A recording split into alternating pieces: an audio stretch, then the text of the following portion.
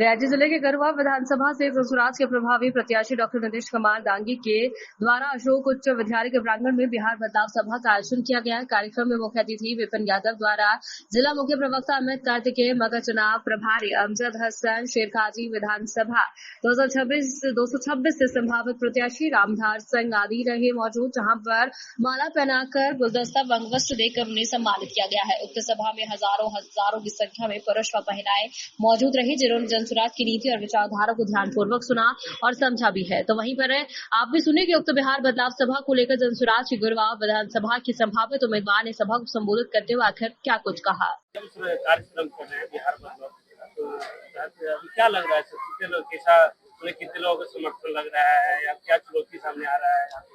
देखिए, हम अभी इससे पहले 24 तारीख को बुडारू के सर्वोदय मैदान में बिहार बदलाव सभा का आयोजन किए थे। उसमें भी हमको गुरुआ विधानसभा के माने जनता ऐसे ललायित होकर के गोद में उठा ली कि मतलब जन सैलाब उमड़ चुका था मैदान में, आपको देखने को मिला होगा। और उस जन सैलाब को देख करके ही आप अंदाज लगा सकते हैं कि कैसा समर्थन मिल रहा है। आज परैया के इस मैदान में जो सभा हो रहा था, इस मैदान का भी सभा में आप लोगों की मौजूदगी देख कर करके आपको पता चलना चाहिए कि हमको कैसा समर्थन मिल रहा है। गांव-गांव घूमने के बाद लोग एकदम से गले लगा रहे हैं कि हाँ, आप जैसे प्रत्याशी की आवश्यकता है। क्या लगता है सर, इस बार गुरुआ विधानसभा में आप झंडा लहरा पाएंगे जनसुराज की ओर से? हम तो 100% बोलते हैं कि हम अपना झंडा गुरुआ विधानसभा में जनसुराज पार्टी की झंडा लहरा पाएंगे। एजेंडा क्या रहेगा सर गुरुआ विधानसभा? देखिए, एजेंडा अभी तक गुरुआ विधानसभा का जो एजेंडा है, सर्वप्रथम शिक्षा पर मेरा जोर है। अगर गुरुआ विधानसभा के जनता ने, माताओं बहनों ने अगर भरोसा किया तो हम सबसे पहले शिक्षा में सुधार लाएंगे। शिक्षा में सुधार किस तरह से लाएंगे? हम तुरंत का तुरंत आपको वो व्यवस्था देने जा रहे हैं कि आपके बच्चे 1500 रुपए 1000 से 800 से 1000 जो सरकारी स्कूल में खर्चा पड़ रहा है, वो खर्चा प्राइवेट स्कूल में अपने बच्चे को पढ़ाइए और उसका लाभ लीजिए। दूसरी तरह है, व्यवस्था शिक्षा की बदलेगी।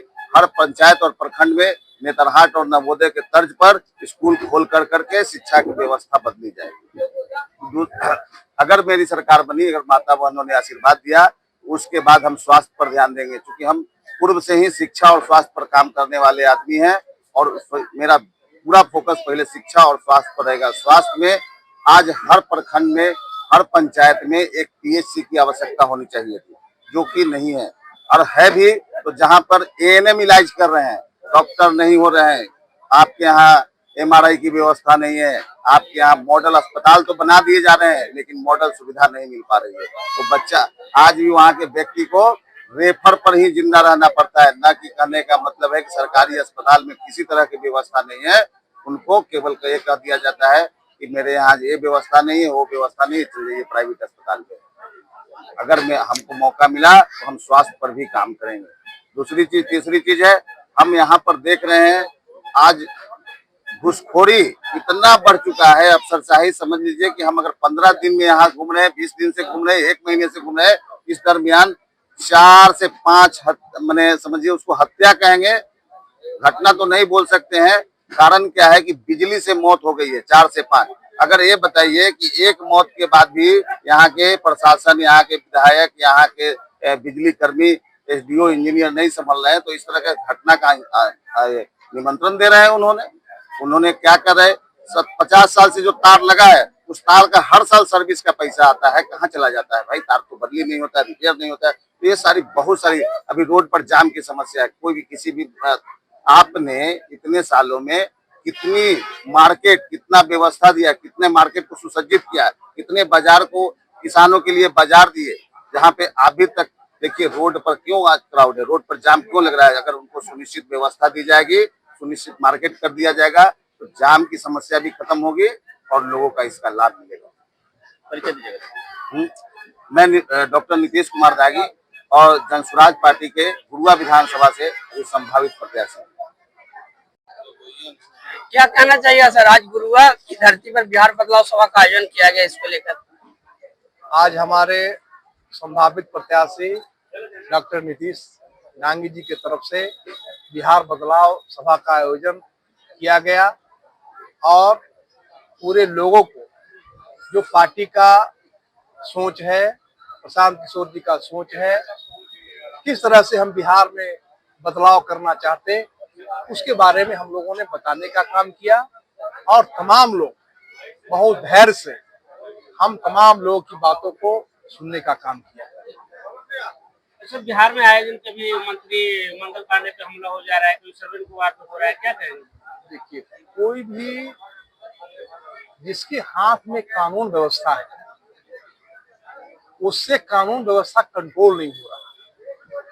कोई चीज नियंत्रण से बाहर हो रहा है, कहीं भी किसी भी राज्य में, किसी भी देश में इस तरह का काम होता है तभी होता है जब कोई चीज सरकार के नियंत्रण से बाहर हो, तभी इस तरह का घटना। ये घटना ठीक नहीं है लोकतंत्र में, इस घटना का निंदा होना चाहिए। लेकिन जो लोग को कानून व्यवस्था देखने का जिम्मा है उसको भी मजबूती से, ध्यान से इस बात को देखना चाहिए कि जब मंत्री के साथ इस तरह का बात हो रहा है तो आम जो लोग हैं, सामान्य लोग हैं, उसके साथ क्या हो रहा है आप समझ लीजिए। सर, एक सवाल और है, आरजेडी और कांग्रेस के मन से खुले रूप से भारत के प्रधानमंत्री नरेंद्र मोदी की माता जी को गाली दिया गया, इस पे क्या कहें? किसी भी मंच से और किसी भी नेता के प्रति इस तरह का बात नहीं बोलना चाहिए, न बुलवाना चाहिए। इसकी जांच होनी चाहिए और जो दोषी लोग हैं उस पर कार्रवाई। 2025 की तरफ देख रहे हैं सर आप? 2025 मैं समझ रहा हूं कि बिहार में बदलाव का मुहिम चल चुका है। हमसे ज्यादा आप लोग समझ रहे हो, जनता के बीच में रहते हैं, हम लोग भी रहते हैं, आप लोग भी रहते हैं। हम समझते हैं कि जनता मन बना चुकी है बिहार बदलने की और जन स्वराज पार्टी के नेतृत्व में काम करने के लिए, जन स्वराज पार्टी को देखने के लिए, उसके जो सोच है, विचार हैं, जो उसका कार्यक्रम है, जनता चाहती है कि एक बार जन स्वराज पार्टी को मौका मिले और इनको भी हम लोग देखें।